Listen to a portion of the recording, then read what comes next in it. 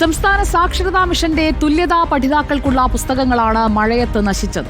Malappuram town ഹാളിന് പിന്നിൽ കൂട്ടിയിട്ട 6 ലക്ഷത്തോളം രൂപ മൂല്യമുള്ള പുസ്തകങ്ങളാണ് വിതരണം ചെയ്യാതെ നശിച്ചത്. പുസ്തകങ്ങൾ മഴയത്ത് നശിച്ചത് വാർത്തയായതിനു പിന്നാലെ പുസ്തകം സ്ഥലത്ത് നിന്ന് മാറ്റി. സംഭവത്തിൽ കുറ്റക്കാർക്കെതിരെ നടപടി ആവശ്യപ്പെട്ട് MSF പ്രതിഷേധിച്ചു. അഷ്കർ അലി കരിമ്പ നമുക്കൊപ്പം എത്തുന്നു. അഷ്കർ അലി കരിമ്പ, ഉത്തരവാദിത്വമെന്ന് പറയുന്നത് ഇത്രയേ ഉള്ളൂ എന്ന് വ്യക്തമാക്കുന്നതായിരുന്നില്ലേ മഴയത്ത് കിടന്ന ആ പുസ്തകങ്ങൾ? എന്താണ് നടപടി? അഷ്കർ.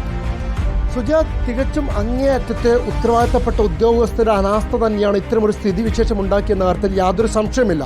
കാരണം ഈ സാക്ഷരതാ മിഷന്റെ തുല്യതാ പഠിതാക്കൾക്ക് വിതരണം ചെയ്യേണ്ട +1, +2 വിദ്യാർത്ഥികൾക്കുള്ള പുസ്തകം, അത് ഹിന്ദിയുണ്ട്, സോഷ്യൽ സ്റ്റഡീസ് ഉണ്ട്, മറ്റു ഒട്ടനവധി പുസ്തകങ്ങളുണ്ട്. അങ്ങനെ 100 കണക്കിന് പുസ്തകങ്ങളാണ് ഈ ഉദ്യോഗസ്ഥ അനാസ്ഥ കൊണ്ട് മാത്രം മഴ നനഞ്ഞ് നശിച്ച് സർക്കാരിന് തന്നെ ലക്ഷക്കണക്കിന് പൊതുമുതൽ നശിക്കുന്ന ഒരു സാഹചര്യം ഉണ്ടായത്. ഇതിലേക്കൊരു സാഹചര്യം എന്ന് പറയുന്നത്, നേരത്തെ തിരൂരിലുള്ള NCERTയുടെ കേന്ദ്രത്തിലായിരുന്നു ഈ പുസ്തകങ്ങളൊക്കെ സൂക്ഷിച്ചിരുന്നത്. പിന്നീട് അവിടുത്തെ ഈ ഗവേഷണ കേന്ദ്രത്തിൻ്റെ പ്രവർത്തനം അവസാനിപ്പിച്ചപ്പോൾ ഒരു കൊല്ലം മുമ്പ് മലപ്പുറം നഗരസഭയുമായുള്ള ഒരു ടൈപ്പിൻ്റെ അടിസ്ഥാനത്തിൽ ഇത് മലപ്പുറം നഗരസഭയുടെ ടൗൺ ഹാളിന് സമീപത്തേക്ക് കൊണ്ടുവരുന്നു. ഈ ടൗൺ ഹാളിലുള്ള ലൈബ്രറിയിൽ സൂക്ഷിക്കുന്നു.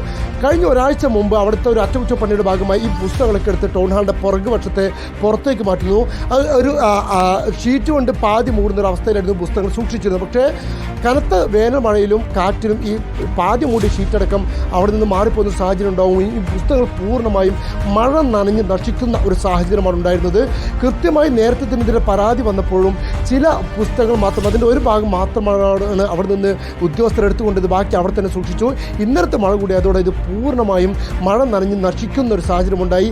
നിരവധി വിദ്യാർത്ഥികൾക്ക് പഠിതാക്കൾക്ക് നൽകേണ്ട സാക്ഷരതാ തുല്യതാ മിഷന്റെ കീഴിലുള്ള പുസ്തകങ്ങളാണ്. ആ പുസ്തകങ്ങളുടെ മൂല്യം എത്രയാണെന്ന് അവർ തിരിച്ചറിഞ്ഞുമില്ല. അഷ്കർ അലി കരിമ്പയാണ് വിവരങ്ങളുമായി നമുക്കൊപ്പം ചേർന്നത്.